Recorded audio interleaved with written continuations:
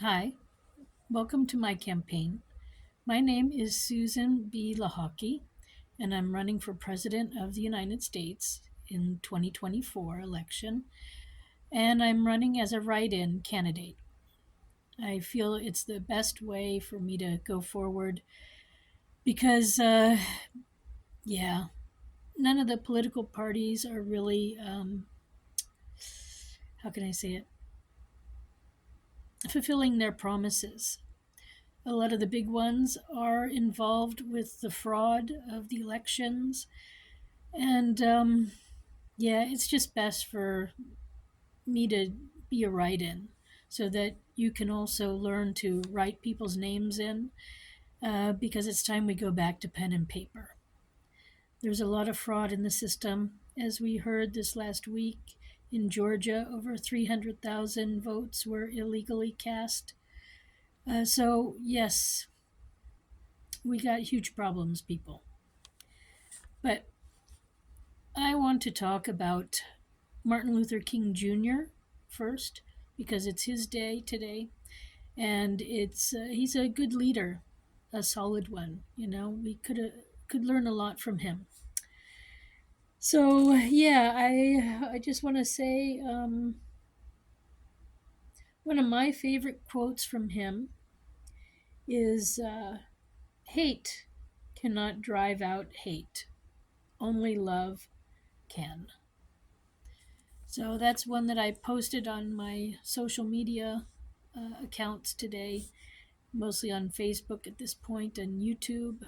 I hope to eventually get some other ones open, but anyway, that's uh, that's where I posted today. Um, as I looked up a few things about him or civil rights in general, because he was a major mover and shaker of the civil rights movement back in the 60s. And so apparently, civil rights cover discrimination, worship, the right to vote, due process, and the right of privacy. So these are all things that we're also going to be talking about or listening about or thinking about as I go through my campaign. You know, I've started with the First Amendment, and tonight we're going to also talk about that a little bit further. Um, but yeah, civil rights.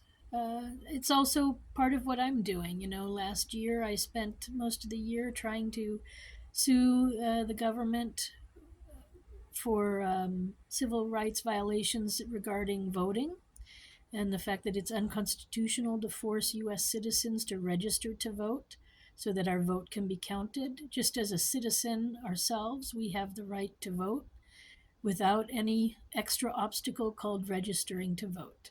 So I'm going to continue to work on that issue this year too as we go through this election.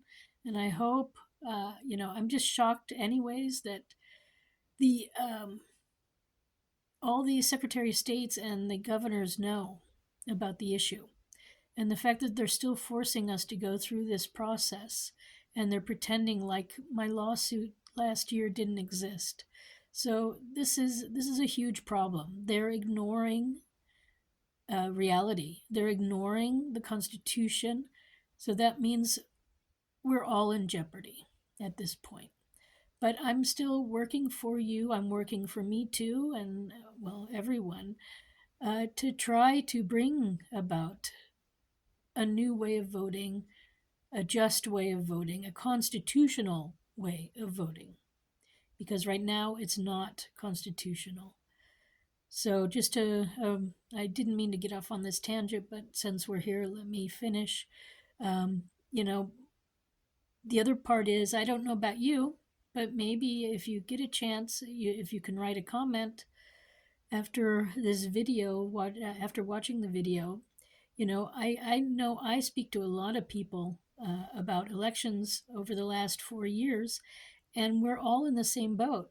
You know, we go in to vote too, and then suddenly we're bombarded with things that we had to vote on that we didn't know we had to vote on.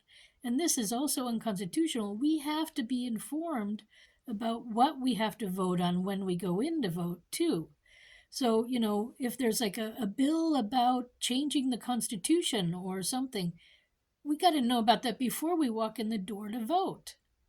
Or if there's a bond that the town wants to, because they want to redo the town hall or they want to build another bridge, we have to know about that before we walk in the door. You can't walk in the door and expect to vote on something you never heard about.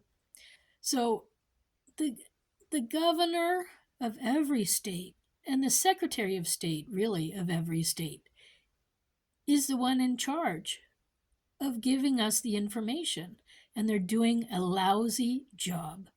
The state of our election process is lousy. So I'm working on it to change it, to bring it to a better place. But I just want to let you know, we are not living up to our Constitution whatsoever. And this is exactly one of those spots. Now, I didn't mean to go off on this tangent, but like I said, since we're here, I went with it. I'm going to pause it now, or I'm going to stop and then start a new video because we're already at 6 minutes now. All right. Thank you very much for listening. Part 2 is coming up. Bye for now.